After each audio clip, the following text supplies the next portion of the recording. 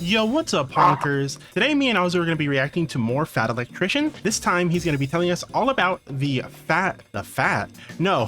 underground cheese bunkers. With over 1.5 billion pounds of cheese. It's a lot of cheese. Also, we've been doing a lot of videos with cheese in it. I like cheese. Anyways, today's secret word is whole. If you comment a secret word in the comment down below, I will give your comment a heart. All right, let's get right into today's video.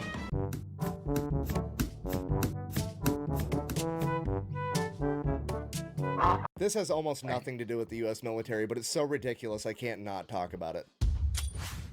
Today we're talking about America's strategic cheese reserve. Yeah, if you didn't know, the United States currently has over 500 underground cave warehouses spanning across 35 different states, the largest of which is underneath Springfield, Missouri, where America... My question is why? For what reason do we have this giant like thing of cheese just stored somewhere? Like, why? Is it for like a Holocaust or something? Like, not a Holocaust, but a nuclear... Huh? Excuse you. A nuclear war or something? What are they doing, gassing the cows? I don't know, bro. Like, what's it for? Like, genuinely. Emergency. Let's say the cows all die off. Like, there's a plague. All the cows get sick, or there's widespread contamination. You can't make cheese. There you go. You've got some spare just sitting around. But we have fake cheese already. We can already make fake cheese. Yes, but that is real cheese. I don't know. America, as of August 2022, currently hoards 1.5 billion That is so much. Light work, and just no for the reaction. record, I realize I'm uploading this video very close to April Fool's Day. This is not an April We're recording this on April 1st, by the way. Fool's joke. I am 100% serious. El Dorado is real, and Uncle Sam made it out of cheese. It's cheese. Yeah. It's cheese, Gromit. And I know what you're thinking. Right now, City you're of like, wow, that's a Gold. cool little factoid. I can't That wait was to such a share good that with my movie, buddy by at the the way. bar one day. But no, this is going to Yeah. infect your thoughts for Amazing the rest of your good life. movie. You're never going to see the world Both through is the same good. lens ever again. I mean, for example, let's just say you're at home watching The Walking Dead. You're going to come to the realization there'd be way more fucking cheese in the apocalypse than that, okay? You're never going to be able to watch Mad Max again without thinking about cheese. You have to come to the terrifying realization that you live in a world where there is a greater than 0% chance that one of these underground cheese caves gets mistaken for a government facility and gets nuked in World War III. Oh my we're gonna God. have to deal with a radioactive tsunami wave of Radioactive nacho cheese. And this is real life. So I asked myself one question: how on earth did America get to this point? Because I know it didn't happen overnight. And what I found was the craziest real-world example of a butterfly effect that I have ever seen. And believe it or not, it all actually ties back in with last week's video of the ice cream ships of World War II. I'm sorry, if what? you missed that, the super abbreviated version, basically the U.S. government banned alcohol during Prohibition in the 1920s.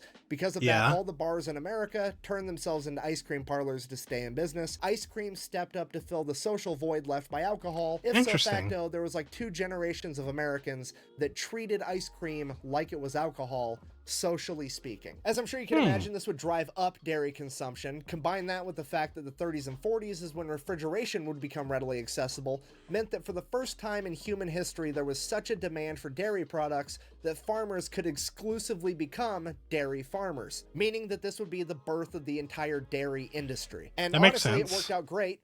Right up until it didn't in 1949. Why? 1949, What happened? 4 years after World War II, the American military is downsized. There's not an entire horde of young men eating 10,000 calories a day, and America's not exporting anywhere near as much food to other countries for war relief, meant that there was a decrease in dairy consumption, or a dip in the dairy market. As this became a bigger and bigger problem, the government had to step in because they weren't about to let the entire dairy industry implode, because, I mean, let's face it, that would be utter catastrophe. So the U.S. Yeah, if only they didn't do that during 2020. Didn't they like dump out like millions of gallons of milk every day for like a couple of months during 2020 because of the pandemic? Because they had all this extra product that didn't go anywhere. Like, that shit is so... As much as I hated the pandemic, there were certain things that I was like, this is entertaining. This is better than TV. USDA stepped in and said, hey, you know what? We're going to buy all the excess milk. Okay, pause. Thought experiment. You're a dairy farmer. You make all of your money by selling milk. And then suddenly, a couple years back, motherfuckers quit drinking milk, aka you made less money. Now the government has come out of left field and said, hey, we're going to buy all of the milk. What do? You make more fucking milk. Yeah, and make that's more milk, exactly dude. what happened. So just to be clear, there was already too much milk. Now there's definitely gonna be too much milk. So naturally, all the milk starts flowing in. The government has absolutely no idea what to do with it. So they make it into turn cheese. Cheese, that way it doesn't expire. That part makes sense, but now what do you do with all the cheese? They have no clue, so they just throw it underneath a Wait. This doesn't make sense to me. Cheese expires, doesn't it? It does, depending on the kind of cheese.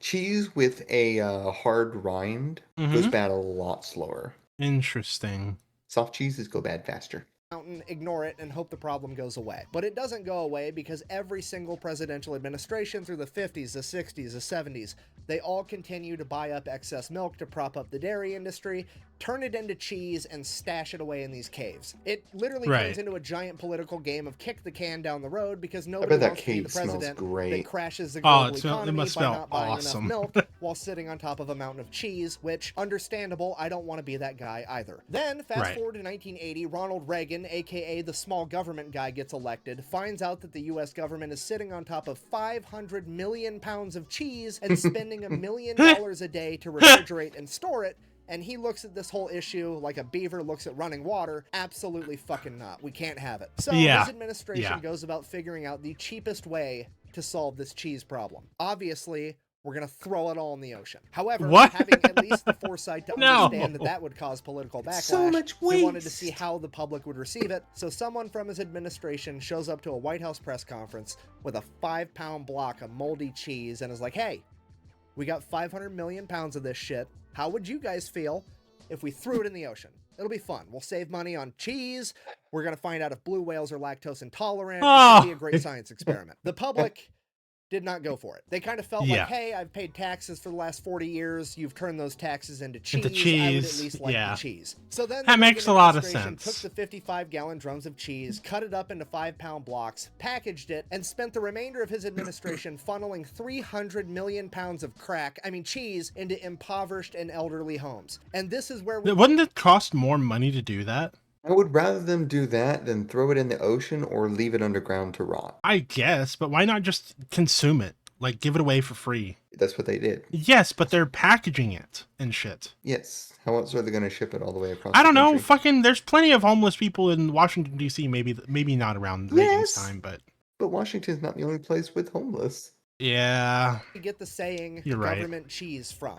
You're gonna end up eating a steady diet of government cheese and living in a van down by the river. The U.S. government would then continue to give out government cheese until the 1990s when they seemingly ran out. Government mandated cheddar. Wait. They said they ran out. Hold on a minute. To give out government cheese until the 1990s when they seemingly ran out because as of today, all 1.5 billion pounds of underground secret cheese in America is privately owned by corporations like Kraft and Velveeta. And okay.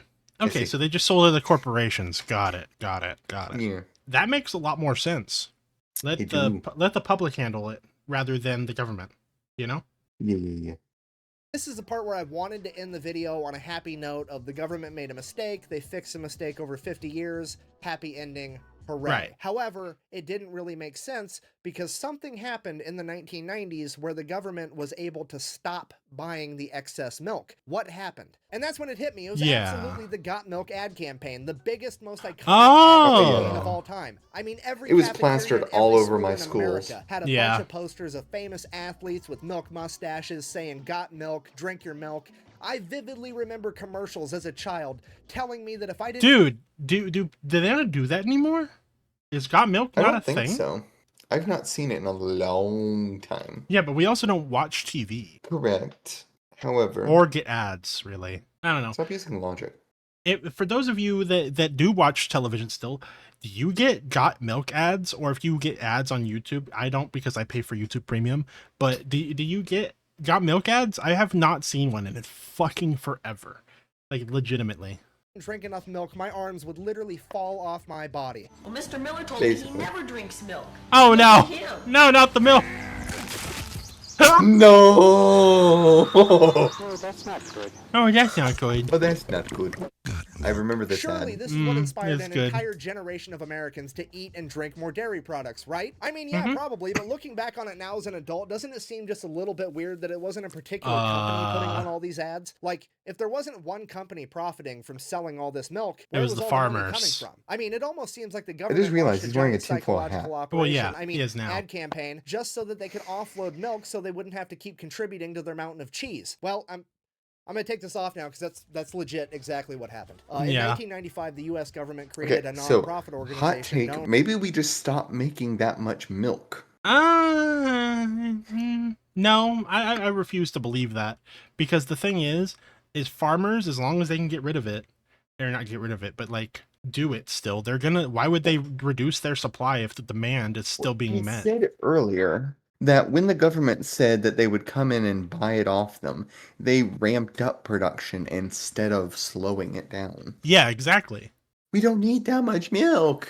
Yeah, but If we have this much excess that we need an entire bunker of cheese, we got too much milk. well, now those cheese companies are probably buying it, like We Velveeta can and still Kraft. make enough. All that underground is excess.